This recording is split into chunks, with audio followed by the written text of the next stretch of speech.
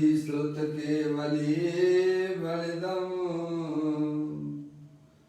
नमो करो अनंत उत्कृष्ट दर्शन ज्ञानमय जिन वीर को कहूँ नियम सार सुकेवली श्रुत केवली पर कथित को।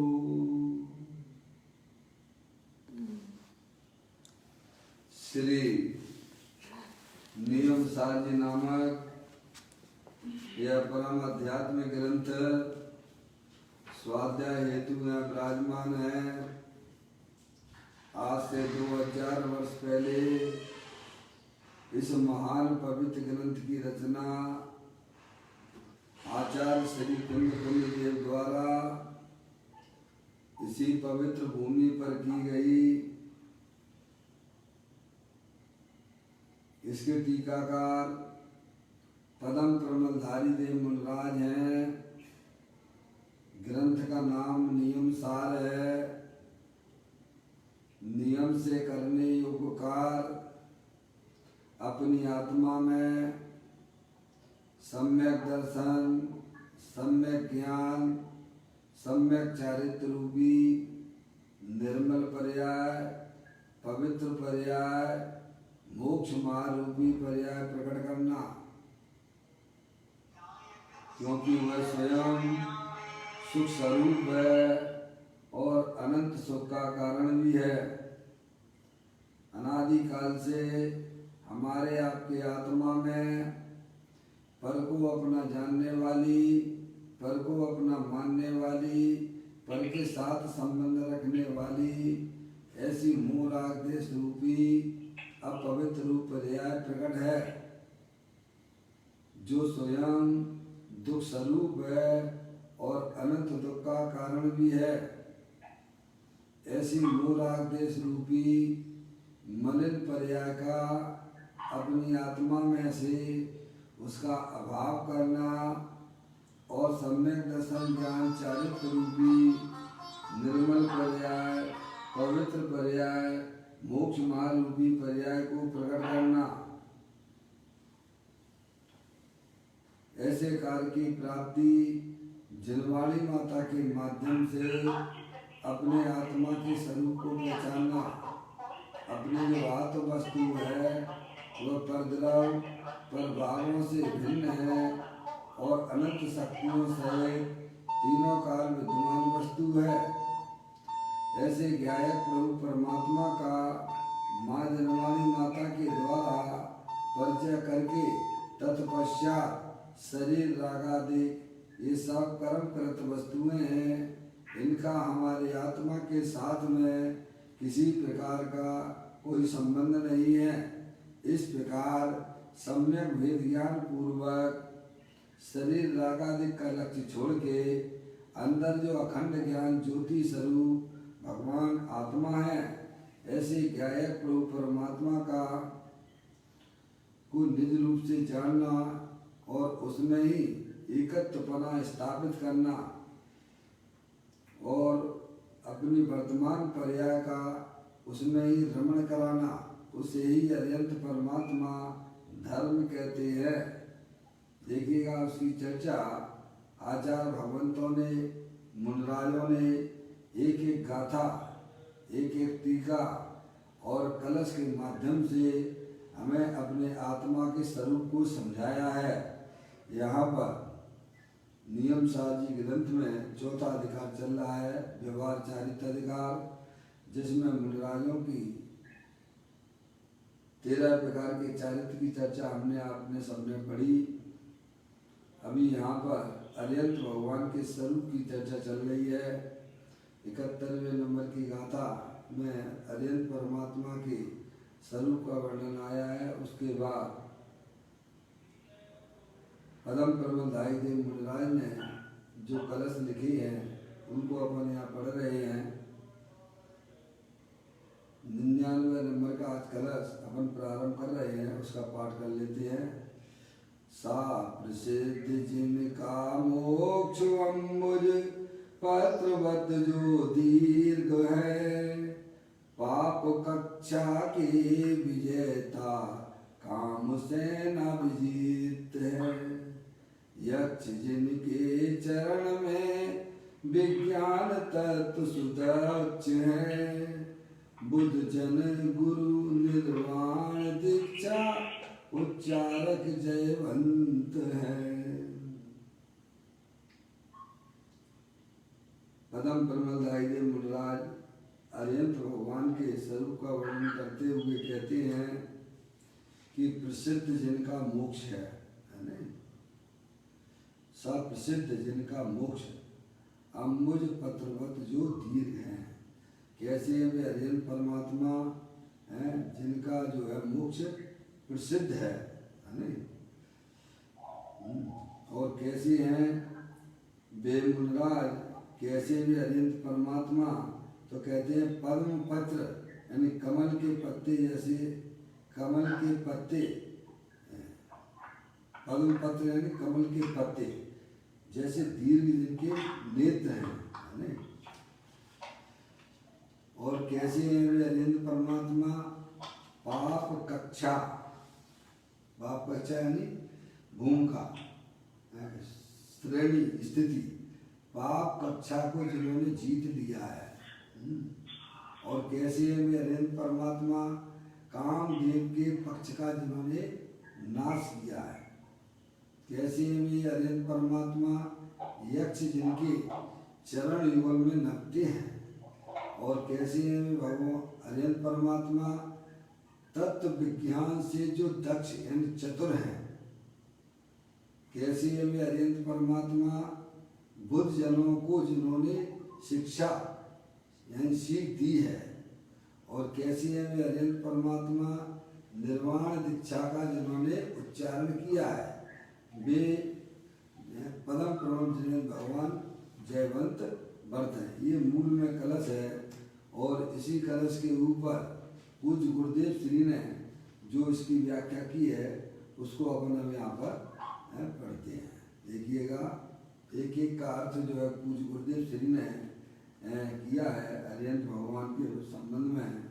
देखो पहला लिया प्रसिद्ध जिनका मोक्ष है, यानी सिद्ध प्रसिद्ध है।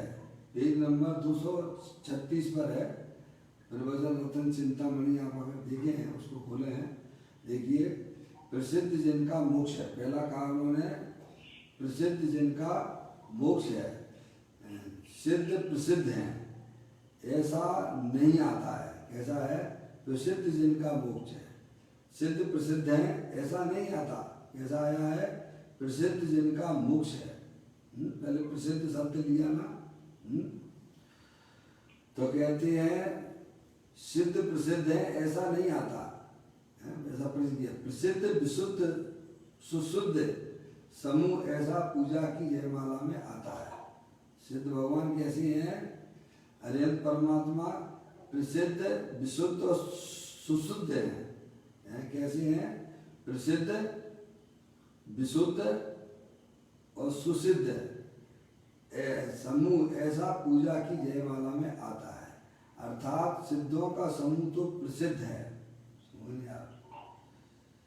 सिद्धों का समूह प्रसिद्ध है। और फिर कहते हैं अनंत सिद्ध प्रसिद्ध हैं।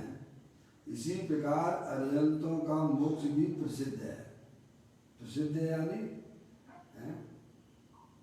प्रसिद्ध का मतलब क्या है? विशेष प्रकार से सिद्ध है, उसको है नहीं, प्रसिद्ध है। अरिहंतों का मोक्ष भी प्रसिद्ध है। इसी प्रकार आत्मा का मोक्ष भी प्रसिद्ध है, क्योंकि आत्मा भी जो है ना कैसी है? सिद्ध के सामर्थ्य वाली है, मुक्त स्वरूप है। इसीलिए आत्मा का भी मोक्ष भी प्रसिद्ध है। आत्मा को संसार नहीं रहे और उसका मोक्ष हो, यह तो प्रसिद्ध है। समझ लिया आप? आत्मा को संसार, क्योंकि आत्मा में संसार रूपी पर्याय है ही नहीं है। आत्मा में तो जो है अनंत शक्तियों का भंडार है, मुक्त स्वरूप है। इसीलिए आत्मा का संसार प्रसिद्ध है ऐसा नहीं है। आत्मा का भी जो है सिद्ध, वो प्रसिद्ध है। जो आत्मा को संसार नहीं रहे और उसका मोक्ष हो, यह तो प्रसिद्ध है और उसे ही आत्मा कहते हैं। ऐसा कहते हैं। संसार वाला आत्मा मानना वह तो मिथ्यात है। आत्मा को संसार रूप वाला मानना यह विपरीत है, मिथ्या है, झूठा है, क्योंकि आत्मा कभी संसार वाला होता नहीं है। आत्मा में संसार रूपी पर्याय ही नहीं है। आत्मा तो तीनों काल मुक्त स्वरूप है ना। इसीलिए आत्मा को संसार वाला मानना वह तो मिथ्यात है, क्योंकि संसार अर्थात विकल्प, संसार अर्थात विकल्प। आत्मा की पर्याय में जो आश्रय तत्व होता है, विकल्प मूलादेश के परिणाम, वह आत्मा का संसार है। इसीलिए संसार वाला आत्मा मानने से आश्रव सहित आत्मा मानना और वह तो तत्व की दृष्टि से विपरीत है। समझे? आत्मा को संसार वाला आत्मा मानना, देखना, यह आत्मा के लिए कलंक है, क्योंकि आत्मा में मूल देश का अभाव है। समझे? इसलिए आत्मा भी सिद्ध के समान शुद्ध है, इसीलिए वह प्रसिद्ध है, ऐसा उन्होंने बताया। उससे विपरीत मानना, संसार वाला विकल्प वाला मानना, आश्रव सहित आत्मा को मानना, यह जो है मिथ्यात्व भाव है। क्योंकि आश्रव तत्व जो है वे तो क्षण मंगल तत्व है ना, बदलने वाले भाव हैं। उन रूप से आत्मा को मानना, देखना, ये आत्मा के लिए ठीक नहीं है। ये बात उन्होंने यहाँ बताई। यहाँ कहते हैं कि प्रसिद्ध जिनका मोक्ष है। अनंत परमात्मा की भक्ति करते हुए यह बात बताई कि कहते हैं प्रसिद्ध जिनका मोक्ष है, अर्थात आत्मा में प्रसिद्ध रूप से जो मोक्ष मुक्त स्वरूप पढ़ाई है, आत्मा का स्वरूप ही है। आत्मा का स्वरूप क्या है? मुक्त है। आत्मा को किसने माना है? आत्मा यानी अमूर्तिक पदार्थ है। आत्म वस्तु कैसी है? अमूर्तिक है और अनंत शक्तियों के भंडार वाली है। समझे आप? वह शरीर से अत्यंत भिन्न है। शरीर तो जड़ है, मूर्तिक है ना? तो इसीलिए कहते हैं आत्मा में प्रसिद्ध रूप से मोक्ष मुक्त स्वरूप पढ़ाई है ना? ये तो स्वभाव से ही है ना। आत्मा को किस प्रकार का बंधन है? अवध स्पष्ट कहा ना आचार्य कुंदकुंद देव ने 14वें नंबर की गाथा में कि आत्मा ना तो किसी से बना है और ना ही कैसा किसी को स्पर्श करता है। ऐसा अवध अस्पष्ट है, यानी मुक्त स्वरूप है, स्वभाव से ही मुक्त स्वरूप है। आत्मा में प्रसिद्ध रूप से मोक्ष यानी मुक्त स्वरूप पढ़ाई है। इसीलिए पर्याय में मोक्ष प्रसिद्ध होता है। या उसकी पहचान जो अगर आत्मा की अगर कराई जाएगी तो मोक्ष रूप से किया जाता है। यह तो प्रसिद्ध है बात। मैंने आपको बताया था। अन्य मतों में भी आत्मा को मुक्त स्वरूप मानते हैं। समझे आप? जैसे मैंने आपको एक बार बताया था कि यहाँ पर जो है इंदौर में जो शमशान घाट है रामचंद्र नगर का, वहाँ पे लिखा हुआ है कि आत्मा की मुक्ति नहीं होती है, मन की मुक्ति होती है। क्यों? आत्मा तो तीनों काल मुक्त स्वरूप भी है। ये तो अन्य मत वालों भी ये प्रसिद्ध है, सबको प्रसिद्ध है। अन्य मतों में भी आत्मा को मुक्त स्वरूप माना गया है। समझे आप? क्योंकि आत्मा स्वभाव से ही मुक्त स्वरूप है। समझे आप? ऐसी बात है तो प्रसिद्ध है ना। अन्य मतों में भी है। अपने आप ही कैसा वर्ग स्पष्ट कहा गया है। आत्मा ना किसी से बना हुआ है और ना आत्मा किसी को स्पर्श करता है। 14वें नंबर की गाथा क्या बोलो? अवध स्पष्ट अनन्यत अवशेष असंयुक्त देखे आत्म को। आचार्य कुंदकुंद देव कहते हैं शुद्ध न किसे कहना, जो अपनी आत्मा को अवध स्पष्ट अनन्य नियत, अभिषेक और अनसंयुक्त रूप से देखता है।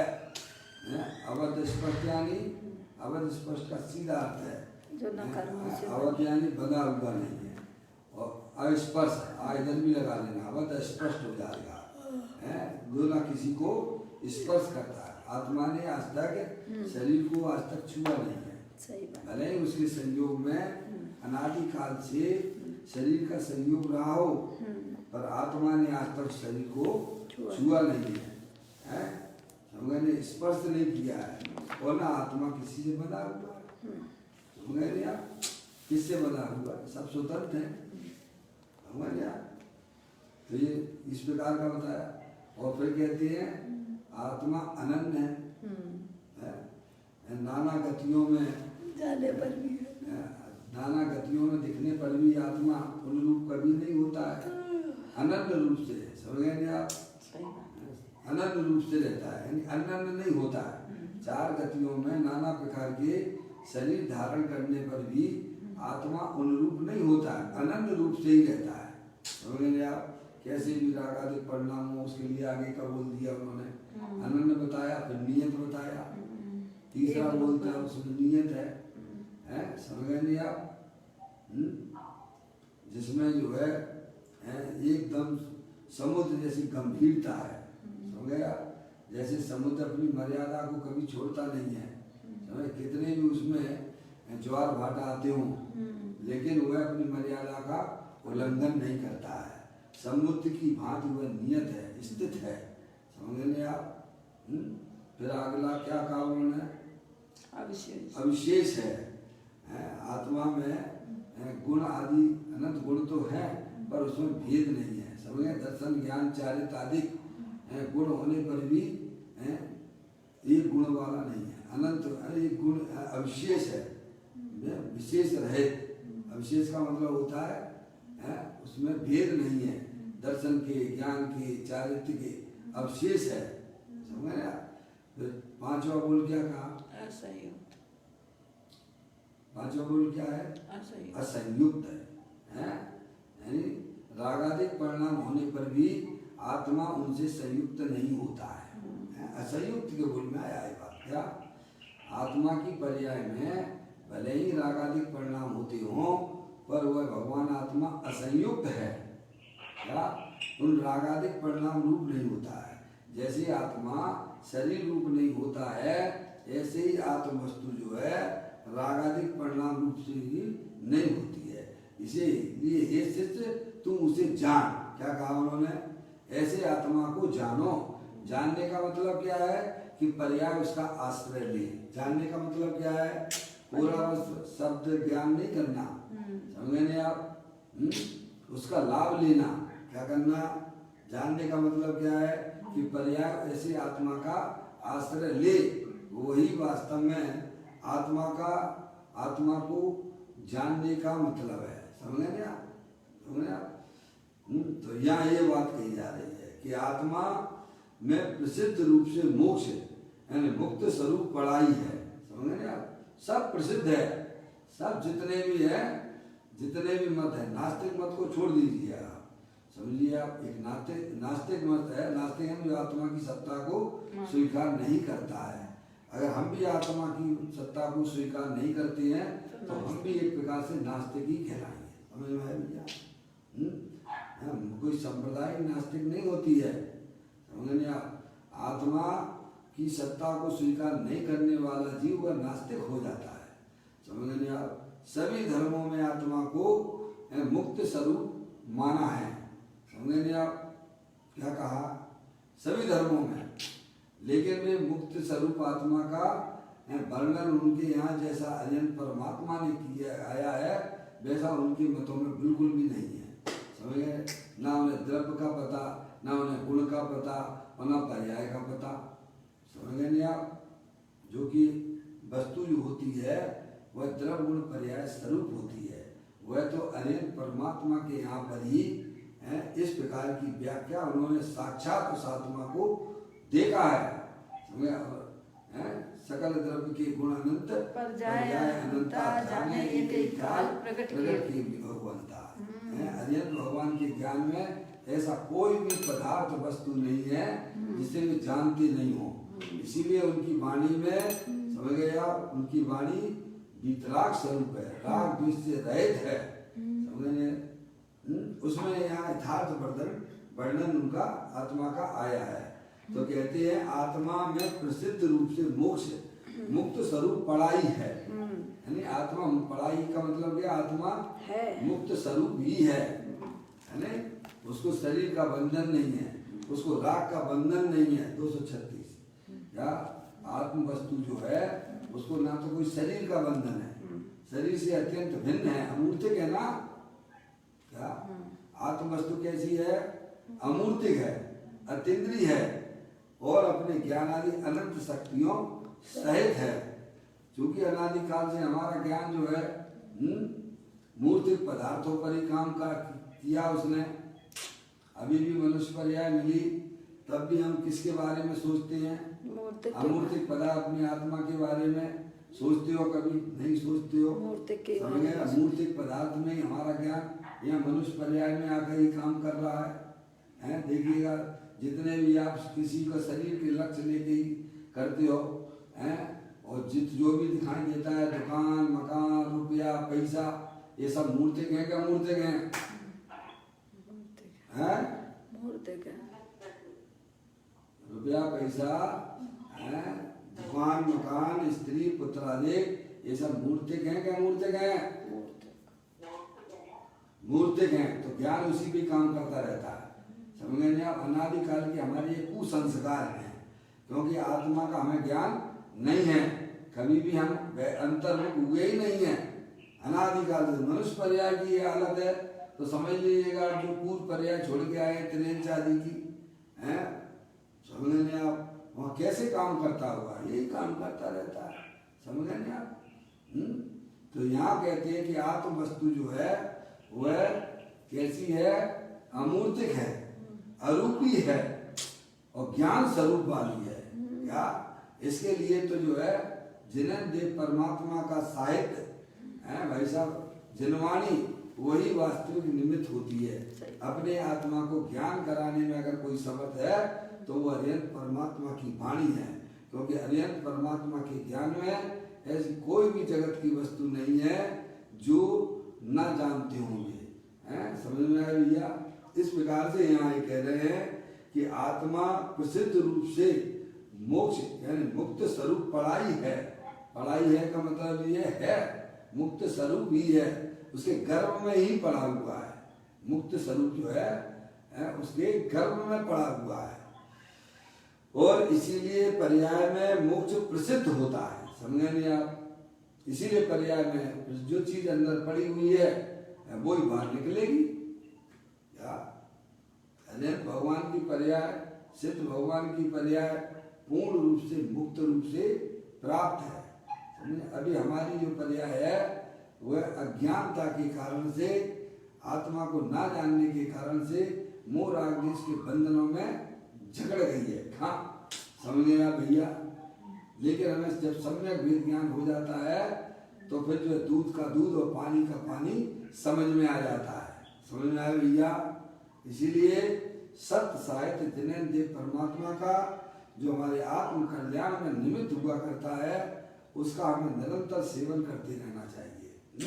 वही हमारी आत्मा का परिचय कराने वाला है। तो कहते हैं पर्याय में मोक्ष प्रसिद्ध होता है। जो अंदर घर में पड़ा हुआ है वही तो बाहर निकलेगा ना। लेडी पीपल होती है, लेडी पीपल है ना, मुझे बहुत उदाहरण देती है। छोटी पीपल है, छोटी सी लेडी पीपल होती है ना, वो 64 फुटी चरपराट सहित होती है। कैसी होती है? 64 फुटी। अरे बोलो 64 फुटी चरपराट है, 64 फुटी चरपराट सहित होती है। समझ गए नहीं आप? उसको जैसे ही आप घिसते जाओगे ना वैसे ही कैसा उसके अंदर जो गर्भ में पड़ा हुआ है 64 फुटी चरपराट वो बाहर निकलने लगती है। समझ में आपने? जैसे सोना होता है खदान में, सोना होता है ना खदान में, सोना कहाँ मिलता है भैया? शुद्ध सोना कहाँ मिलेगा आपको? खदान में मिलेगा। लेकिन किट कालमा के साथ में दिखता है पर किट कालमा सहित होता नहीं है। क्या कहा? स्पर्श नहीं। नहीं आई तुम्हें। शुद्ध सोना खदान में मिलता है, समझ नहीं आप? शुद्ध सोना पड़ा ही रहता है, शुद्ध रूप से रहता है, लेकिन कीट कालमा के साथ में दिखता है, लेकिन कीट कालमा रूप कभी होता नहीं है, समझ नहीं आप? अगर मूल में ही सोना अगर शुद्ध ना हो तो आपको मार्केट में भी शुद्ध सोना मिलने वाला नहीं है, समझ नहीं आप? जैसे जैसे यह सोने को तपाते जाते हैं, 16 बार जो है उसको ताप देते हैं तो शुद्ध सोने की प्राप्ति हो जाती है। अगर सोना स्वभाव से ही अगर शुद्ध ना हो तो भाई साहब समझ लेंगे आप, तो कैसे शुद्ध सोने की प्राप्ति होगी? ऐसे ही आत्मा जो है स्वभाव से ही मुक्त स्वरूप है। तो पर्याय में मुक्ति सिद्ध पर्याय परमात्मा की कहाँ से आई है? स्वभाव में से आई है। अपनी आत्मा की आराधना और साधना करने से वह मुक्त पर्याय भी पर्याय में प्रकट हो जाती है। वो किसी के द्वारा दी हुई नहीं होती है। ऐसा नहीं कि आजू बाजू वाले भगवान ने उनको मुक्त पर्याय दे दी है, समझ गए आप? भले ही पूजा में बोलते हो गया पार्श्वनाथ देव से आपकी करूं सदा, दीजिए निवास मोक्ष भूलिए नहीं करा। ये तो भक्ति बस है, भक्ति वश जो है भक्त इस प्रकार के शब्दों का उपयोग करते हैं, पर उसकी वास्तविकता क्या है कि पार्श्वनाथ भगवान किसी को मोक्ष नहीं देते हैं। अगर पार्श्वनाथ भगवान मोक्ष दे देंगे तो फिर उनके मोक्ष का क्या होगा? समझ में आया भैया? ये तो भक्ति की भावना है, समझ गए आप भाई साहब? वह जानता है कि मैं अपने आत्मा की जब साधना और आराधना करूंगा तो मेरे आत्मा में तीनों काल में मुक्त स्वभाव पड़ा हुआ है। उस मुक्त स्वभाव की आराधना करने से, साधना करने से पर्याय में मुक्त दशा जो अत्यंत सिद्ध परमात्मा ने प्राप्त की है वह कैसे उसे प्राप्त हो जाती है। एक द्रव दूसरे द्रव का यहाँ जगत में कोई करने धरने वाला नहीं है, समझ में आया भैया? भगवान ने भी अनंत परमात्मा ने यही किया है, समझ गया? हमें भी वही कार्य करना चाहिए जो हमारे पंच परमेष्ठी ने किया है, समझ नहीं आप? तो कहते हैं पर्याय में मोक्ष प्रसिद्ध होता है, समझ नहीं आप? क्योंकि गर्भ में पड़ा हुआ है तो वो चीज बाहर निकलेगी। 64 फुटी चरपड़ार जो है वो घिसते घिसते घिसते घिसते घिसते घिसते क्या है, वह क्या हो जाती है? वो चरपड़ार जो है वह प्रकट होती है। आप कोयले को घिसो तो उसमें से निकलेगी चरपड़ार, क्या कालापन निकलेगा है? कोयले को घिसने पर क्या उसमें 64 फुटी चरपड़ार निकलेगी? जो चीज जहाँ होगी उसी में तो निकलेगी ना। तिली के अंदर तेल होता है, तुम जो है पत्थरों को कैसा में पत्थर में से तेल निकलता है क्या? उस चीज मूल में होना तो चाहिए ना उसमें, तो मूल में है। आत्मा स्वयं मुक्त स्वरूप है, इसीलिए पर्याय में मुक्त स्वरूप पर्याय प्रकट हो जाती है। मूल में ही अगर वस्तु में ना हो तो कहाँ से आएगा बताइए आप? तो यहाँ यह बताया जा रहा है कि आत्मा तीनों काल प्रसिद्ध रूप से, आत्मा में प्रसिद्ध रूप से मोक्ष मुक्त स्वरूप पढ़ाई है। पढ़ाई है का मतलब से गर्भ में है। आत्मा का स्वभाव ही मुक्त स्वरूप है। जैसे पानी का स्वभाव ठंडा होता है, आप भले कितना भी उसे गर्म कर दें लेकिन पानी कभी गर्म होता नहीं है। क्यों हो जाता है गर्म? क्या नहीं। हमारे माता बहनें हैं सब जैनी तो गर्म पानी पीते हैं, अग्नि पर उसको उबालते हैं तो वे जानते हैं कि पानी गर्म नहीं होता है, समझ नहीं आप? पानी गर्म नहीं होता है, पानी का स्वभाव गर्म होना नहीं है। आप कितना भी उबालते जाइए, बंद करके देख लीजिएगा पानी की दौड़ किधर होगी, गर्म की तरफ होगी कि ठंडे की तरफ होगी? ठंडे की तरफ होगी। ऐसे ही हमारी पर्याय में चाहे कितने भी क्रोध मान माया लोभ हिंसा झूठ चोरी कुशीला देख के परिणाम रहे हों, लेकिन आत्मा कभी उन पर्याय रूप कभी होता नहीं है, समझे नहीं आप? आप थोड़ी देर के लिए बिल्कुल चुपचाप शांत हो जाइए, देखिए आपकी पर्याय किधर दौड़ लगाएगी। अगर अपनी आत्मा का ज्ञान है आपको तो उसका लाभ ज्ञानी ले लेते हैं, अज्ञानियों को आत्मा के स्वरूप का ज्ञान नहीं है इसीलिए वो कुछ समझ ही नहीं पाते हैं। आत्मा की दौड़ तो आनंद के लिए है, सुख रूप परिणमन करता है आत्मा। इसीलिए कहते हैं जनवाणी माता के द्वारा अपनी आत्मा के स्वरूप को पहचान लिया। मनुष्य मानते हो, स्त्री मानते हो, ये तो आत्मा के बारे में मिथ्या मान्यता है। आत्मा को रागादिक रूप से देखना यह भी आत्मा के लिए मिथ्या मानता है, क्योंकि आत्मा ना तो शरीर रूप होता है और न रागादिक परिणति रूप होता है। समझ गए? आत्मा तो अंदर में शीतल, समता, रमता, वृत्ता, ज्ञायकता, सुखवास, वेदकता, चैतन्यता, ये सब जीव विलास। पंडित बनारसीदास जी ने भी अपने छंद में इस बात को भी लिखा है कि आत्मा का स्वभाव तो जो है समता है, रमता है, वृत्ता है, ज्ञायकता है, चेतनता है, वेदकता है। समझ गए आप? ऐसा आत्मा का अनादि अनंत स्वभाव है। वह स्वभाव कभी का ऐसा छूटता नहीं है। इसीलिए आप अपने आत्मा का ज्ञान करो। जिन्हें अपनी आत्मा की पर्याय में आनंद की दशा चाहिए, सुख चाहिए, उन्हें सबसे पहले अपनी आत्मा का ज्ञान करना चाहिए। क्या मैं चेतनेश्वर भगवान आत्मा हूँ, अमूर्तिक हूँ, अनंत शक्तियों के भंडार वाला हूँ। मेरे में सुख का अपार सुख पड़ा हुआ है, अगर अपार आनंद पड़ा हुआ है। क्या भैया? ये होता है। समझेगा? वहाँ देखो छेड़ाला में लिखा ज्ञानी जी करोड़ों वर्षों तक तपे, कोट वर्ष तक तपे ज्ञान बिन कर्म झरे। ज्ञानी के छिन मात्र गुप्त क्यों भैया? ज्ञानी छिन मात्र में क्यों कर लेता है? क्योंकि ज्ञानी को ज्ञान है। अज्ञानी शरीर को अपना मानकर करोड़ों वर्षों तक तप तबे।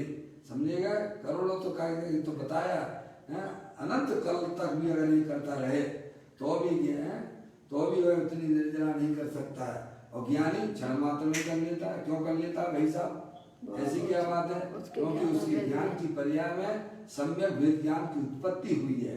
वह उसकी पर्याय अपने गायक प्रभु परमात्मा को निहारती रहती है। समझ? इसीलिए उसकी पर्याय में इतनी कर्मों की निर्जरा हो जाती है। भाई साहब मैं आपको क्या बताऊं, आप स्वयं करके देख लीजिएगा। एक बार शांति से आपकी पर्याय में ना शांति प्रकट हो, ज्ञानी गारंटी से कहते हैं। समझ गए आप?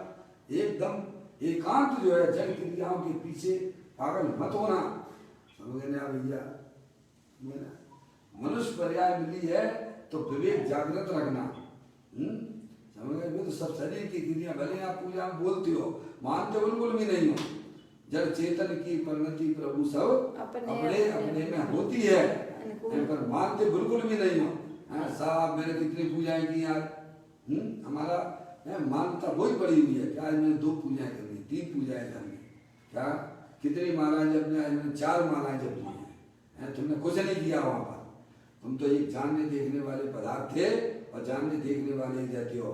समझ गए आप भैया? ज्ञानियों को यह बिल्कुल स्पष्ट उनके ज्ञान में यह बात जम गई है।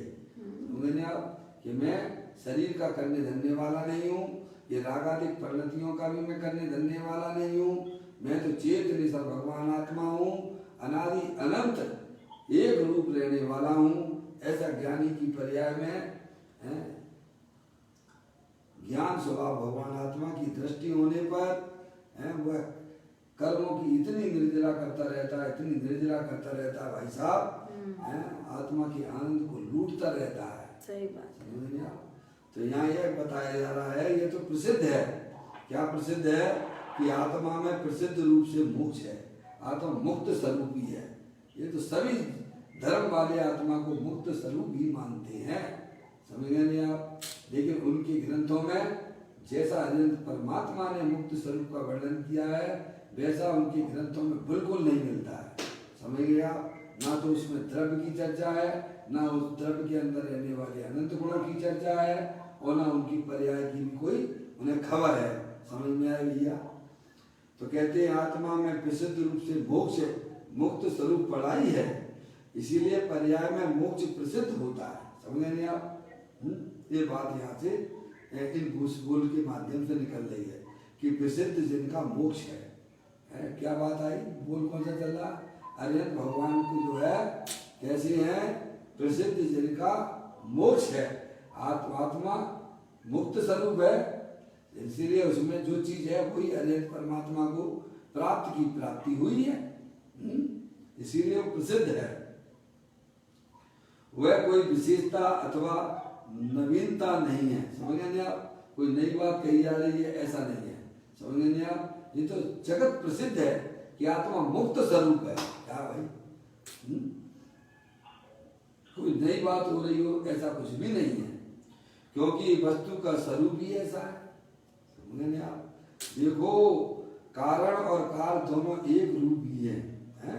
कारण और काल, कारण मुक्त स्वरूप है तो पर्याय में भी मुक्ति स्वरूप प्राप्त हो जाता है। काल वैसे ही हो जाता है।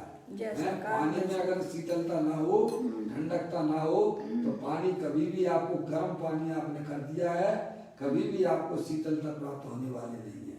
कारण शीतल रूप है तो पानी भी आपको शीतल रूप से प्राप्त हो जाता है। कारण के अनुसार काल होता है। अगर पानी में शीतलता ना हो तो गर्म किया हुआ पानी वह कभी भी आपको शीतलता रूप से प्राप्त हो सकता नहीं है। समझ गए नहीं आप? इसलिए कारण और कार दोनों एक जैसे हैं। समझ गए नहीं आप? कारण और कार, आत्मा मुक्त स्वरूप है और पर्याय में जो मुक्ति प्राप्त हुई है तो दोनों एक जैसे ही हैं। देखो, अजय परमात्मा को मूलाग्निश के परिणाम है क्या? है क्या? अरे बोलो, हैं क्या? नहीं है। समझ गए आप? ऐसे ही जो है हमारी संसार अवस्था में भले ही मूलाग्निश के परिणाम दिखाई देते हैं, पर वे हमारे आत्मा का स्वभाव नहीं है। समझ नहीं आप? आत्मा को तो मुक्ति मिलना ही है, ये समझिएगा। आत्मा का क्या इतना सा कोर्स पूरा करना कितना है? इतनी बड़ी बड़ी पुस्तकें पढ़ लेते हो आप, समझ नहीं आप? लौकिक पढ़ाई पढ़ के आए, डिग्रियां प्राप्त कर ली, समझ नहीं आप? इंजीनियर बन गए, डॉक्टर बन गए, सीए बन गए, वकील बन गए, हैं भाई साहब? हैं, मुझे लगता है इतनी पढ़ाई भी आपको यहाँ नहीं पढ़ना है। सही बात है। या कोई जरूरी नहीं है कि आपको जो है प्राकृत भाषा आती हो, कोई जरूरी नहीं है कि आपको व्याकरण आता हो, हैं? इतनी भी इसमें कोई जरूरत नहीं है। सीधी साधी बात। लेकिन आत्मा की रुचि आपको होना चाहिए। अनंत काल हो गया है, अब मुझे अपनी आत्मा को जानना ही चाहिए, क्योंकि आत्मा को जाने बिना किसी की पर्याय में अतीन्द्रिय आनंद की प्राप्ति नहीं होती है। सहयोगों के पीछे भागने की बिल्कुल जरूरत नहीं है। समझ में आया? कि सहयोग कभी भी आपके होते नहीं है, इसीलिए उनको पर्याय में कट कर देना चाहिए। जो अनादिकाल से काम नहीं किया था उस काल के बारे में सोचना चाहिए। थोड़ा ध्यान दीजिए, इधर दीजिए, हमारी तरफ हमारी बातें सुनो भाई। माँ जनमानी माता की बातें हैं, उसमें थोड़ा डिस्टर्ब हो जाता है। यहाँ कहते हैं प्रसिद्ध जिनका मोक्ष है, अर्थात आत्मा में प्रसिद्ध रूप से मोक्ष मुक्त स्वरूप पड़ा ही है, गर्भ में पड़ा हुआ है। गर्भ में अगर जो है पानी में शीतलता ना होती तो गर्म किया हुआ पानी कभी भी शीतलता को प्राप्त नहीं होता है। आपने उस बर्तन में रख के पानी गर्म किया है, मूट कर लीजिए भाई साहब, पप्पू भैया अगर आवाज अगर आपकी आ रही हो, जिसकी भी हो, मूट कर लीजिए आप, है ना पप्पू भैया? आपकी आवाज किसी से बात कर रहे हैं आप क्या? जो भी कर रहे हैं थोड़ा प्लीज म्यूट कर लीजिए, यहाँ आवाज बाहर आती है, माइक खुला रहता है और साथ में और लोग भी रहते हैं। आप अगर पानी में गर्भ में उसकी शीतलता ना होती तो पर्याय में शीतलता कभी प्राप्त होने वाली नहीं है। ठीक है, बराबर? देखिएगा,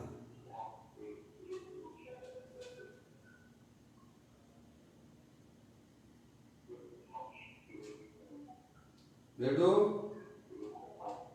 देखो ये किसकी आवाज है? ये पापा, पापा,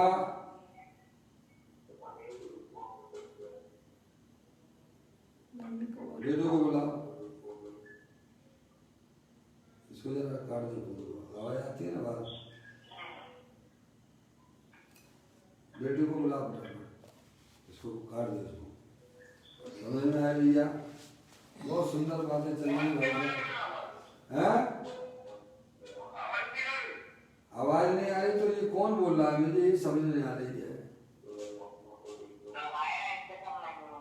हैं किसने क्या? मम्मी जी घर ही हमारे यहाँ नहीं है। हाँ आपके यहाँ नहीं मम्मी, ये बात सही है, पापा बोल रहे हैं ना, पर कोई बोल रहा है, कौन बोल रहा है, उसको इतना विवेक नहीं है, हैं?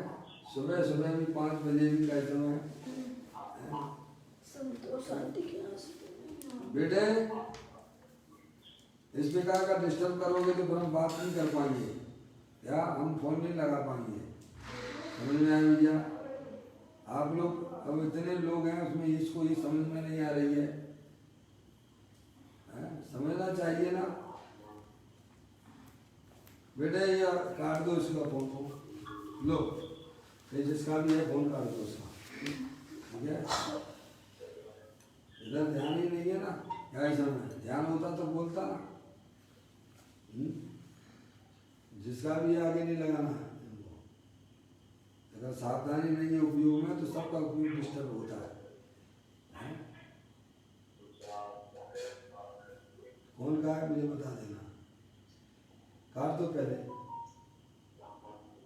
एक एक करके काट के देखो।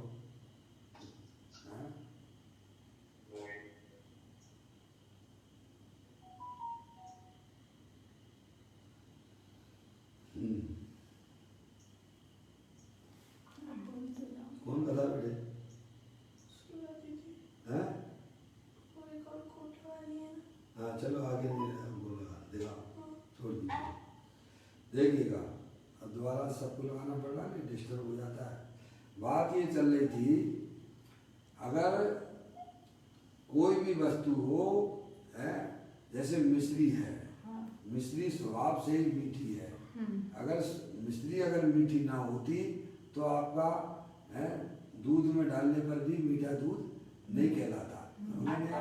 पानी स्वभाव से ही शीतल स्वरूप है, हर वस्तु को देख लीजिएगा, कोई भी वस्तु अपने स्वभाव को छोड़ती नहीं है। ऐसे ही आत्मा स्वभाव से ही मुक्त स्वरूप है, क्या समझ रहे आप? इसीलिए उसकी पर्याय में भी मुक्त स्वरूप प्रकट हो जाता है। पानी को गर्म किया हुआ पानी आप रख देते हो, फिर वो किधर किधर जाता है? शीतल शीतल स्वभाव की तरफ जाता है, समझे? क्योंकि गर्म क्यों नहीं रहता है वो? तो गर्म रहना उसका स्वभाव नहीं है, वो तो अग्नि के संयोग से होगा, समझे? देखिएगा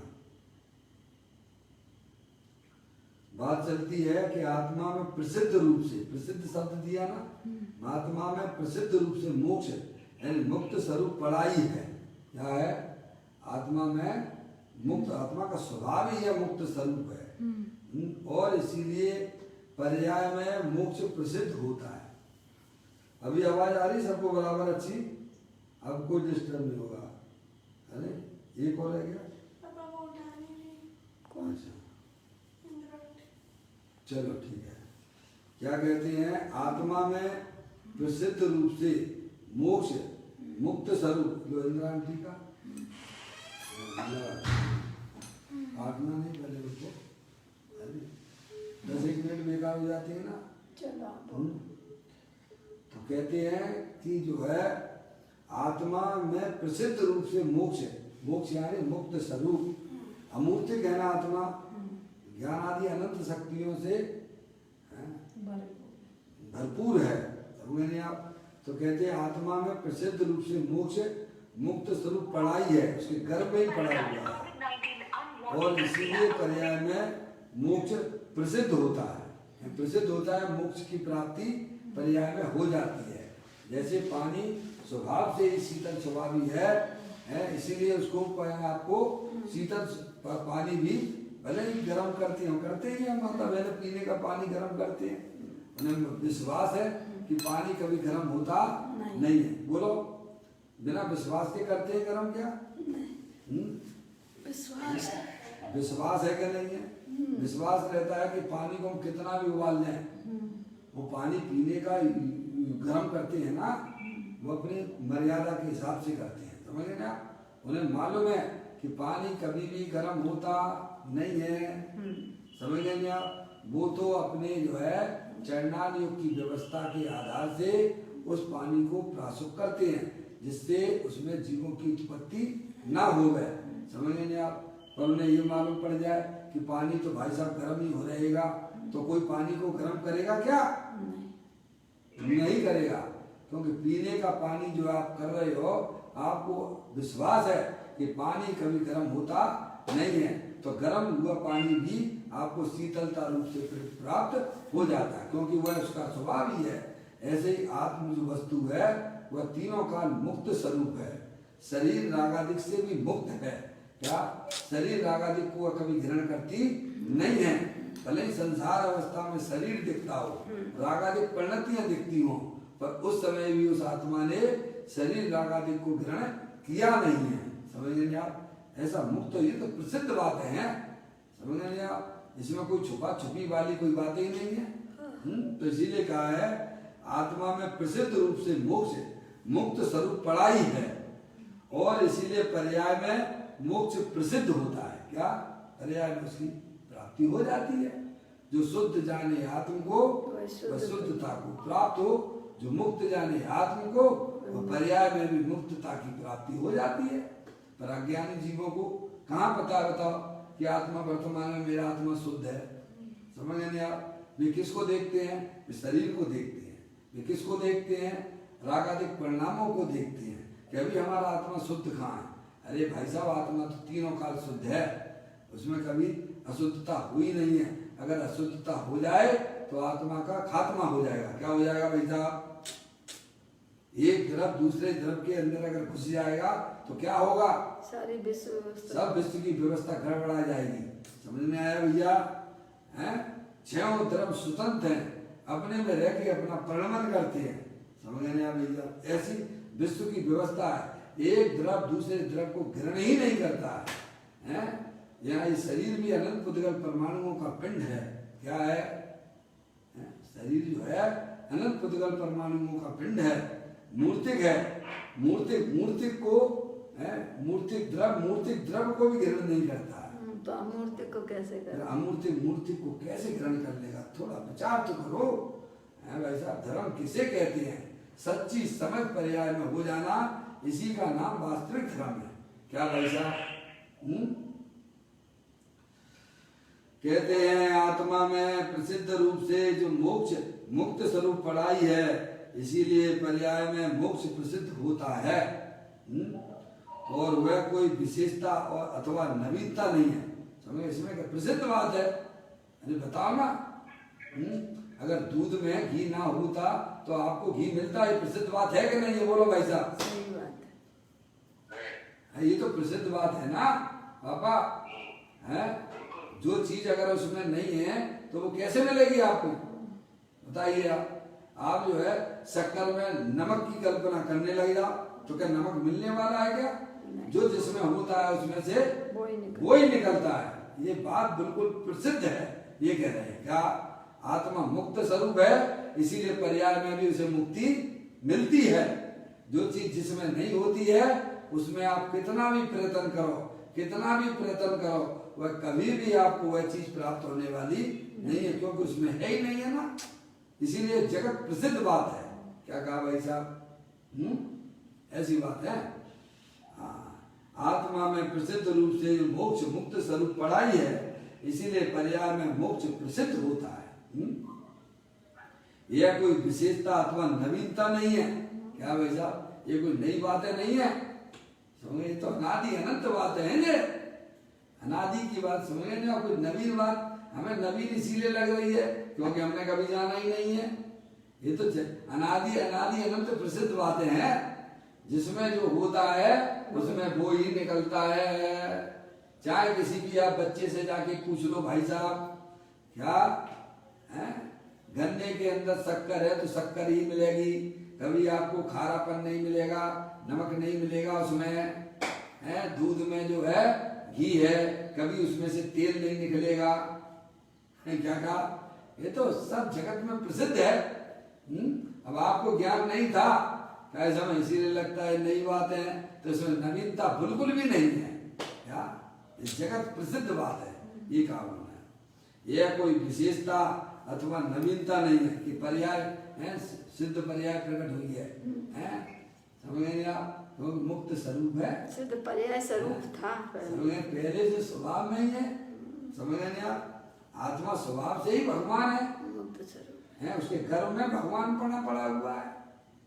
क्या हम अपने आप को भले ही कैसा भी देखते रहे, वो मानता तुम्हारी है, वस्तु स्वरूप में थोड़ो है। हम भले ही अपने आप को मनुष्य देख रहे हैं, मान रहे हैं, तो क्या मनुष्य हो गया क्या? हाँ? नहीं। हम अपने आप को देखते संयोगों से देखते हैं कि साहब मैं करोड़पति हूँ, मैं अरबपति हूँ, खरबपति हूँ, तो तुम हो गए क्या? मानते रहिए, मानना तुम्हारी स्वतंत्रता है, कुछ भी मानते रहिए आप। हुआ है नहीं, मान्यता के कारण ही मानता झूठी है ना, उसी समझ गए आप? 4 लाख 14 अपने आप को रागी द्वेषी देखते हो, देखते रहिए आप कभी रागी द्वेषी होते नहीं हो। क्या भाई साहब? हो सकते नहीं हैं? हाँ, भले ही आत्मा अनादिकाल से अपने आप को उल्टा सीधा देखता आया है, लेकिन कभी उल्टा सीधा नहीं होता है, जो जैसा है वैसा ही रहता है। समझ में आया भैया? हमें अपनी मानता को विचार करना चाहिए कि हम अपने आप को मनुष्य देख रहे तो मनुष्य हो गए क्या? है? मनुष्य ये शरीर अनंत पुद्गल परमाणुओं का पिंड है, और मैं चेतनेश्वर भगवान आत्मा हूँ, अमूर्तिक हूँ, अमूर्तिक प्रदेशों का पुंज, प्रसिद्ध ज्ञानादि गुणों का धारी, अनादि निधन वस्तु में चेतनेश्वर भगवान आत्मा हूँ। समझ में आया भैया? तो कहते हैं यह कोई विशेषता नवीनता वाली बात नहीं इसमें, क्योंकि वस्तु का स्वरूप भी ऐसा है। पर्याय में मुक्ति प्राप्त हो गई है तो कोई आश्चर्य की बात नहीं है, क्योंकि वह तो जैसे कोई व्यक्ति है, जेल गया ही नहीं है, जेल गया ही नहीं, आप उससे पूछो भाई साहब जेल से छूट के कब आ गया, तो कैसा लगेगा उसे? अरे बोलो, बेकार लगेगा। जो व्यक्ति कभी जेल गया ही नहीं है पापा, और आप उससे पूछो भाई साहब आप जेल से छूट के कब आ गए, तो उसे क्या लगेगा? गया ही नहीं। आप हमारे बारे में ऐसा उल्टा सीधा क्यों सोचते हो आप? यानी जेल जाना यानी क्या? जेल जाने का मतलब समझते हो क्या है? अपराध। समझे ना? तुमने अपराध किया तो लोग उसे उसी दृष्टि से देखेंगे, इस दृष्टि से देखेंगे इसने अपराध किया है? समझे नहीं आप? ऐसे ही आत्मा जो है बनाई हुआ नहीं, आप बना हुआ कहो आत्मा को, तो आत्मा को बुरा नहीं लगेगा क्या? आत्मा को रागी द्वेषी कहो तो आत्मा को बुरा नहीं लगेगा क्या? है? क्योंकि मैं कभी भी शरीर से बना हुआ नहीं हूँ, मैं रोग मोह राग द्वेष के परिणामों से भी बना हुआ नहीं है, मैं तो मुक्त स्वरूप हूँ। तो इसमें कोई आश्चर्य की बात नहीं।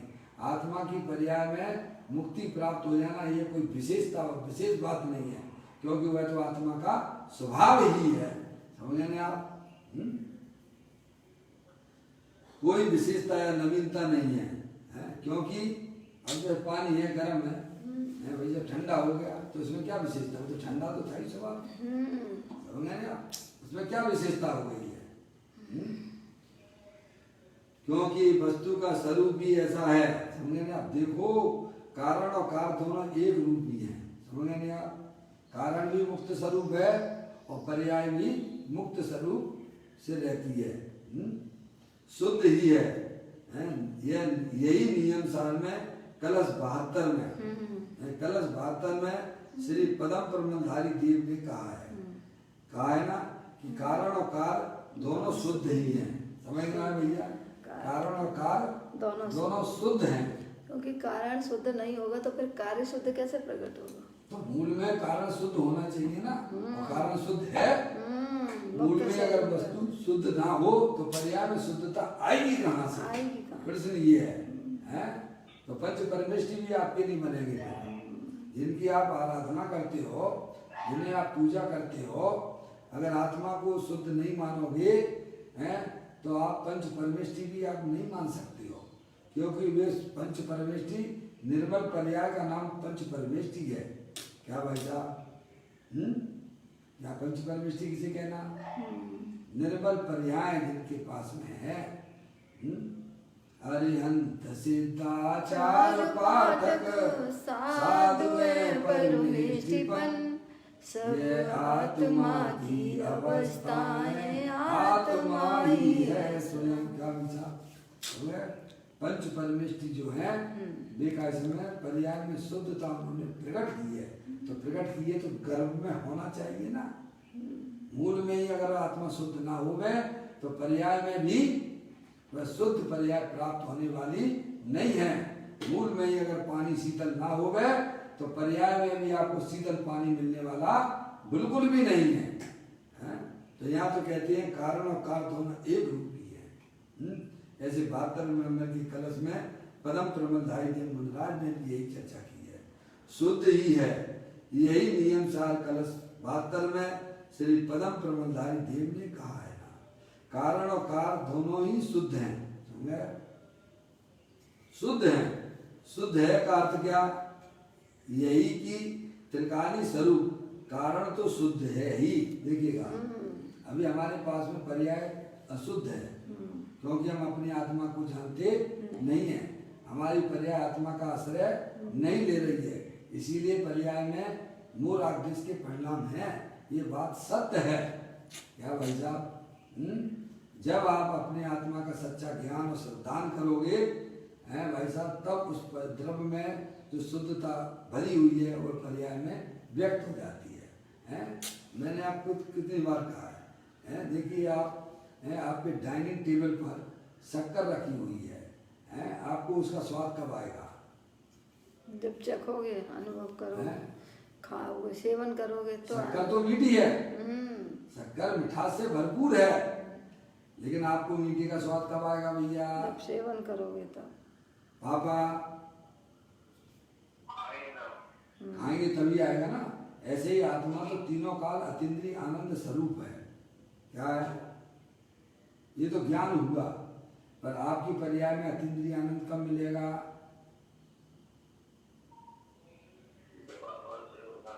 हैं? तो अब सेवन क्यों नहीं करते हो? क्या दिक्कत है? हैं? पर हमें फुर्सत ही नहीं है ना। हैं? हैं?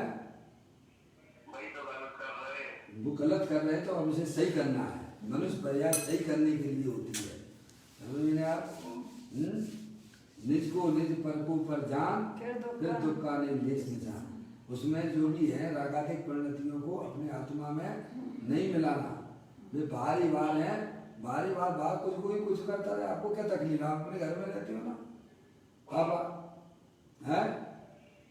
बाहर में लोग झगड़ा करते हैं, सब कुछ करते हैं, तो करने दो, जो आपको क्या जरूरत है? अरे आपको तो देखना भी नहीं चाहिए, मेरे घर में नहीं कर रहे ना, बात खत्म है। ऐसे ही रागाधिक परिणतियां होती हैं संसार अवस्था में, लेकिन मेरे आत्मा के अंदर बिल्कुल कुछ भी नहीं होता है।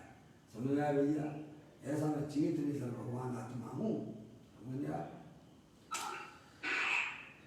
देखिएगा यहाँ कहते हैं त्रिकाली स्वरूप कारण तो शुद्ध है ही, परंतु वह त्रिकाली स्वरूप है, उसका आश्रय जिसने लिया। अब बात करते हैं क्या है? मिश्री तो मीठी है, पर जो इसका सेवन करता है उसका जिह्वा भी मीठी हो जाती है। ऐसे ही आत्मा तो तीनों काल शुद्ध है, अतीन्द्रिय आनंद स्वरूप है भाई साहब? अब केवल बातें ही करते रहोगे कि उसका सेवन भी करोगे, बातों के लड्डू हो जाएंगे क्या? साहब बहुत बढ़िया गुलाब जामुन बने, बहुत बढ़िया गुलाब जामुन करे, हैं? केवल कहते ही रहोगे कि खाओगे भी? पेट के बातों से भरेगा कि खाने से भरेगा? खाने से, सेवन करने से। हैं? ऐसे ही आत्मा की बहुत महिमा गाते रहे, गाते रहे, गाते रहे, गाते रहे, हैं? तो भाई साहब ये बताओ, क्या हमारा पेट भर जाएगा? क्या हमारे पर्याय में सुख पर्याय प्राप्त हो जाएगी क्या? भले ही आत्मा अतीन्द्रिय आनंद स्वरूप है, हैं भाई साहब? ये जगत प्रसिद्ध बात है, लेकिन आनंद किनको प्राप्त होता है? जो उसका सेवन करते हैं। मौसी, जो उसका सेवन करता है उसी का ऐसे में उसका स्वाद आता है। जगत में आप हर चीज का स्वाद आप लेते हो, प्यास लगती है तो पानी पीते हो, प्यास बुझ जाती है, हैं? मीठे खाने की इच्छा होती है, मीठा खाते हो तो मीठे का स्वाद आता है, नमक खाते हो तो नमक का स्वाद आता है। और आत्मा का सेवन करो और आत्मा में अतीन्द्रिय आनंद की पर्याय प्रकट ना हो ऐसा कहीं हो सकता है क्या? आत्मा भी तो एक वस्तु है कि नहीं है? अरे है कि नहीं है ये बताओ? है कैसी है? अतीन्द्रिय आनंद रूप है और उसका सेवन करो, पर्याय में सुख की पर्याय ना हो ऐसा तीन काल में संभव नहीं होता है। समझ गए आप भैया? तो यहाँ यह कहती हैं कारण और कार दोनों ही शुद्ध है। ये है शुद्ध का अर्थ ही क्या है कि यही त्रिकाली स्वरूप, कारण तो शुद्ध है ही, परंतु शब्द दिया गया है, परंतु वह त्रिकाली स्वरूप है। समझे आप? वह शुद्ध है, त्रिकाली स्वरूप है। उसका आश्रय जिसने लिया, आश्रय लेने वाली कौन है भाई साहब? द्रव्य है कि गुण है कि पर्याय है? पर्याय है बस। समझ गए आप? परंतु उसका आश्रय जिसने लिया उसे पूर्ण शुद्धता कार प्रकट होगा ही, अशुद्धता नहीं रहेगी। आप परेशान कैसे हो? शुद्धता से परेशान हो क्या शुद्धता से परेशान हो?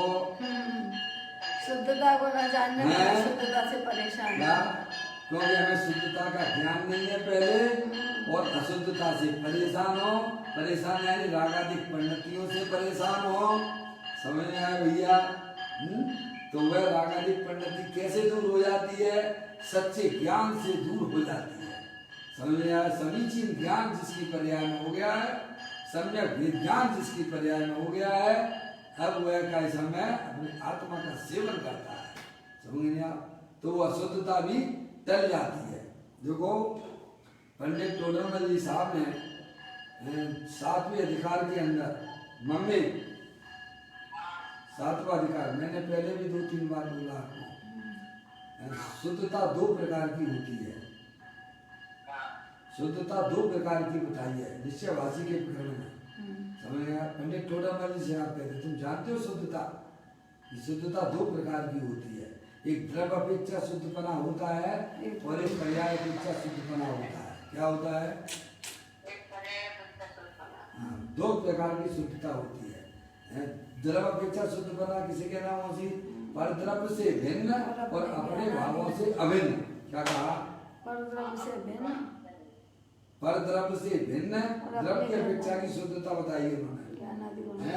द्रव्य पर द्रव्य से भिन्न और अपने भावों से अभिन्न, वह द्रव्य की शुद्धता है। डॉक्टर साहब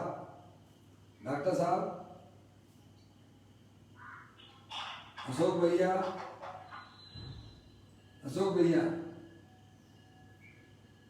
राजीव भैया,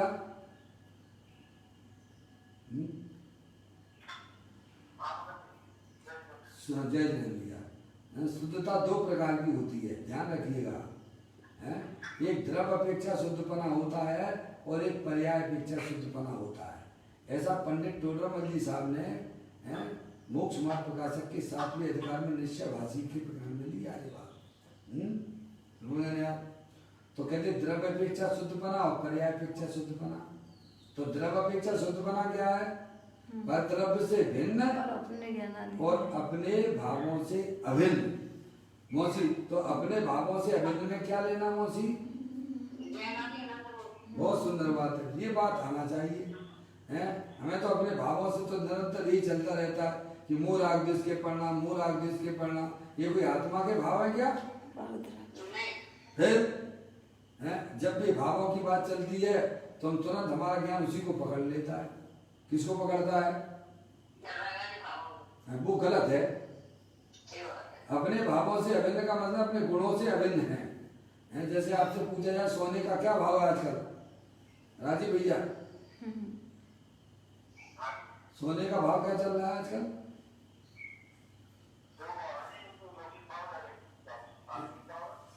एक आत्मिक भाव है और एक लौकिक भाव है। हाँ राजीव भैया की जरा सुन तो लो, बहुत दिनों से बात नहीं हुई है। राजीव भैया, हाँ क्या कह रहे हैं आप? सोने का भाव क्या है? लौकिक भाव क्या होता है और आत्मिक भाव क्या होता है? हाँ पीलापन है, नहीं समझ गए ना? वो जो है लौकिक में तो सब गप सब चलती है या उसके भाव जो है हमेशा बदलते रहते हैं, वो कोई भाव नहीं है। आज आया आपका 45-46 हज़ार है कहो तो एक दिन में कसम 40 हो जाएगा, 50 हो जाएगा, और घड़ी घड़ी में बदलता रहता है। वो वस्तु का स्वभाव भाव होता ही नहीं है, जो हमेशा एक रूप रहे उसका नाम भाव है। सोने का भाव पीला है, गुण है ना, वो उसके भाव है। क्या है लौकिक में सब बातें ऐसी चलती हैं, किसी का किसी में मिला समझ रहे हैं आप? जो क्षण बदलता रहे वो वस्तु का भाव हो सकता है क्या? है आज 45 है, आधा घंटे बाद 40 हो गया, फिर 50 हो गया, है तो ये क्या सोने का भाव है क्या? सोना एक वस्तु है और उसके में जो रहने वाले गुण हैं, पीलापन है, समझ नहीं आप, स्पर्श रसगंध वर्ण है, वे उसके भाव हैं, समझ आप? उद्गल है ना, वो उसके भाव कहलाते हैं। इसीलिए पंडित टोडरमल जी साहब कहते हैं कि शुद्धता दो प्रकार की है, एक द्रव अपेक्षा शुद्धपना और एक पर्याय अपेक्षा शुद्धपना। द्रव अपेक्षा शुद्धपना किसे कहना? अपने भावों से अभिन्न और परद्रव से भिन्न, परद्रव से भिन्न और अपने भावों से अभिन्न। अपने भावों से अभिन्न में क्या लेना? अपने गुण ले लेना। अपने भाव में क्या लेना? अपने गुण लेना।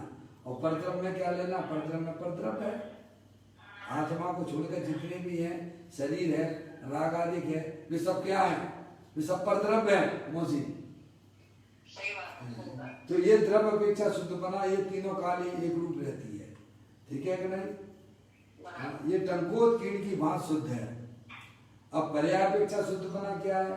तो उन्होंने कहा पर्याय में होने वाले जो औदिक भाव है, जो मोर आग्रह के परिणाम है, उनका अभाव होना, उसका नाम पर्याय की शुद्धता है। क्या है मौसी? हाँ बस। तो अब ये रागादि का अभाव कब होगा? जब पर्याय अपने स्वभाव की तरफ जाती है, स्वभाव का आश्रय लेती है, तो पर्याय में वो अशुद्धता मूल आदेश की चली जाती है। अब हम ये काम नहीं करते, हमें अपनी पर्याय में निर्मलता सुखी पर्याय चाहिए, तो अपने ज्ञाय प्रभु परमात्मा को पहचानिए और उसका सेवन करिए, तो पर्याय में शुद्धता प्रकट हो जाती है। वो बात यहाँ समझाई जा रही है। कहते हैं यही तो त्रिकाली स्वरूप, कारण तो शुद्ध है ही, परंतु वह त्रिकाली स्वरूप है। उसका आश्रय जिसने लिया जब ही जिए आत्म जाने, तब ही जिए शिव सुख ठाने का सिर्फ भगवान जैसा आनंद मिलता है। जब जीव अपने आत्मा का आश्रय लेता है या तब उसको सिद्ध भगवान जैसी आनंद की प्राप्ति हो जाती है। अभी तो सब अपनी बात है भाई साहब, हैं? आप दुकान पे हो, मकान है, घर के काम करते हो, हैं? सब घर गृहस्थी के काम भी करते हुए भी ऐसे में जीव जो है अपने आत्मा का सेवन सिद्ध भगवान जैसा आनंद की प्राप्ति कर लेता है। बताइए हमारे पास अकल नहीं है ना, हम बेवकूफ बने घूम रहे हैं ना तो हमें आत्मा का पता, ना आत्मा के द्रव्य का पता, ना गुण का पता, ना पर्याय का पता, एकांत एकांत एकांत एकांत बैरमुखी बने हुए हैं। समझ गए आप? कहते हैं उसका आश्रय जिसने लिया है उसे पूर्ण शुद्धता काल प्रकट होगा ही गारंटी ली है, अशुद्धता नहीं रहेगी, इसीलिए काल भी शुद्ध ही है नहीं?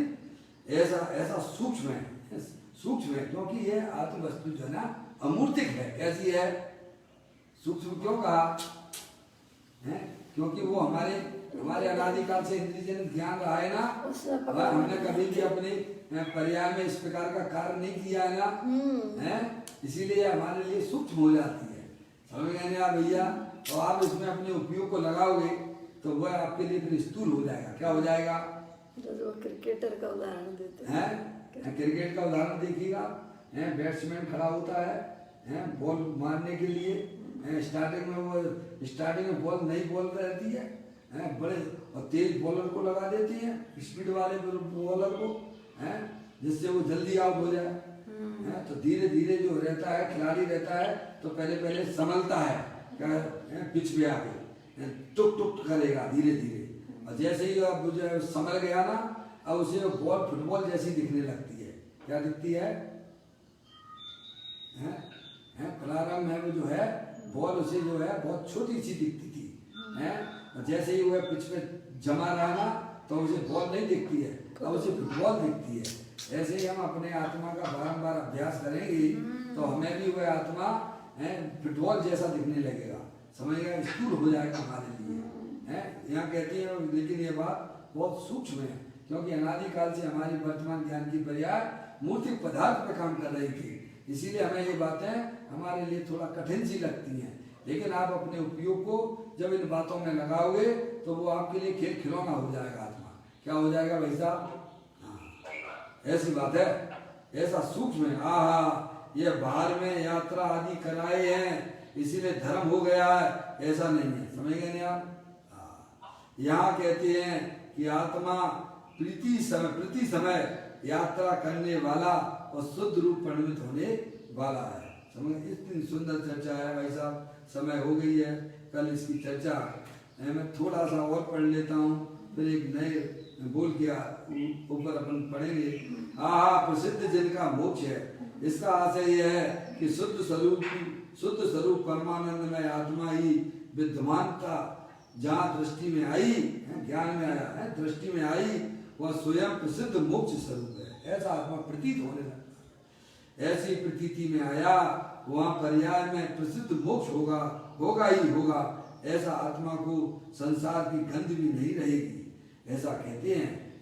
जिसने आत्मा पकड़ने वाली पर्याय है, जिसने आत्मा पकड़ा अर्थात जाना, पकड़ा यानी जाना अर्थात आत्मा है, ऐसा माना है, उसे प्रसिद्ध मोक्ष हुए बिना नहीं रहेगा। आत्मा है ऐसा माना कब कहलाएगा?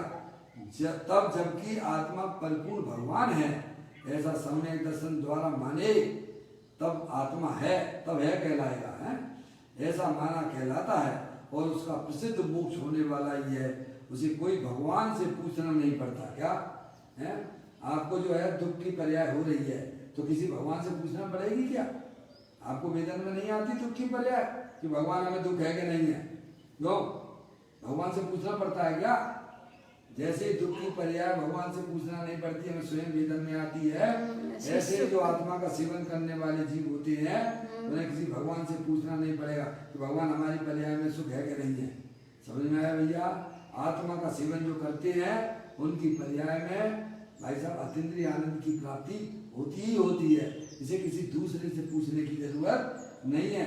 ऐसा समय साध की 206 नंबर की गाथा में भी जो है अंदर वहाँ पर वो जो है ब्रैकेट के अंदर में लिखा है आत्मा का अनुभव करे, है हमें आत्मा का अनुभव हुआ है कि नहीं हुआ है, किसी दूसरे से आपको पूछने की जाने की जरूरत नहीं है, आप स्वयं ही उस टेस्ट को चखोगे। आप हैं कहते हैं सम्य दर्शन द्वारा माने अथवा तब आत्मा है, ऐसा माना कहलाता है, और उसका प्रसिद्ध मोक्ष होने वाला ही है, जिसे कोई भगवान से पूछना नहीं पड़ता है। मेरा मोक्ष कब होगा? उसका मोक्ष तो निश्चित ही है। जिसने मुक्त स्वरूपी आत्मा को ज्ञान की पर्याय में लक्षित कर लिया है, प्रतीति में लिया है, अरे उसका मोक्ष तो हो ही गया है। यहाँ तक कहते हैं कि समय दृष्टि को तो मोक्ष हो ही गया, बस श्रद्धा की अपेक्षा से है, चारित्र की अपेक्षा से अभी बहुत कुछ बाकी है। यहाँ कहा है कि अरिहंतों को भाव मोक्ष प्रसिद्ध प्रकट हो गया है। इस प्रकार से अपन ने आज इस 99 नंबर की कलश के माध्यम से पहला बोल पड़ा कि प्रसिद्ध जिनका मोक्ष है। कल अपन अपनी चर्चा पदम पत्र, कमल पत्र जैसे दीर्घ जिनके नेत्र हैं, अरिहंत भगवान कैसे हैं, उसकी चर्चा अभी शेष आगे चलेगी। अभी अपना समय हो गया। निज निधि निज में बताई, ये अनंत अनंत उपकार है, उसके लिए जिनवाणी मांगो, वंदना सतवार है, वंदना सतवार है। नवा नमो कर्म